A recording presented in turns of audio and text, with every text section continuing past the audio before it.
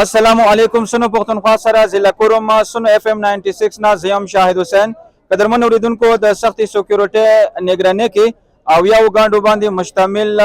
کومه تجارتي سامان قافله دی هغه په چنار ښار ته رسیدلی دی او ځنه کوم غټ گاډي دی هغه په لار دی هغه تقریبا د په چنار ښار ته رسیدونکو دی دلته کومګه د ریټونو خبره وکړو یا دین علاوه دین وړاندې کومي کنویر تللی دلته به خلک راتلو خو خلکو په چهره باندې به لګ ابسوردګي وا یا خفګان بو او نن کومګه ګورو د خلکو چهره باندې خوشحالي ده هغه دا وجه هم دغه د کوم ریټونه وو د سبزیانو یا د نور د خوراک کاکسو کوم سیزونه دي هغه قیمتونو کې تقریبا نیم په نیمه کمواله رغله ده کوم د ټماټرو خبرو کو یا د پیازو یا د دینه علاوه غری مرچ خبرو وکړو یا د نور سبزیانو د فروټ خبرو وکړو هغه قیمتونه تقریبا نیم په نیم کم شوي دي د دې څو وجوهات آیا د دې کرایانو کې یا دین علاوه نور څه اسانه رغلي دي مونږ سره دلته په سبزی منډي کې د سبزی منډي کوم تاجر دی ناصر حسین هغه سره به خبرې کوو چې د دې څه وجوهات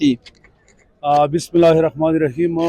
دین وړاندې تاسو علم دی چې کومه کنویر اوغلا یاري واجی ځاډ راورون اګوډ ول نه راتلو چې ویل هغه په کورونو نقصان شي یو ټیلر سمول غوالو کرایي 22 लाख रुपए نو ऑलरेडी 22 लाख रुपए چې بدی اټمو تقسیم شي 4-5 हज़ार रुपए پینا خرچه راتلا دور الحمدلله حکومت غنا سکیورټي خاطر زګر کړی وا کله هغه ګوډي چې مو په 22 لګولي هغه په 11 लाख ولګي زهره خبره ده چې هغه مول باندې سروت کامي هغه سروت کام واجینا عوام ته ان شاء الله الرحمن بلی وکنوي نه دوري کنوي کې بستر کم از کم 100-200 روپے په کیلو په پار راځي نصیر تاسو مته دا وایو چې کوم نن ګاډي رغلی دي او نیم نور رسیدونکو دي د سبزی د اوس کوم ریټونه نیم په نیمه لویدلی دي د نور ګاډي سره ورسیږي آیا د کی نور کمواله رتللی شي ریټونو کې ان شاء الله بالکل څنګه ګوډي خیر دا وړو رغل دي وړو ګوډو زیره خبره ده چې دوی خرچاړي روي چوره پونی مخبل ګوډي ډاکړي چې 22 ویل دي ټیلر دي ان شاء الله دینه ما 100-200 روپے 300 روپے پینا کې نور کمواله راځي جی بالکل تاسو د سبزی منډي کوم تاجر دغه خبرې واوري دي چې کوم غټ گاډي دغه رسیدلی نه دي دغه پر رسیدو باندې په دلته قیمتونو کې نور هم کمواله راشي عوام د هم مطالبه دي چې کوم دینه د سبزی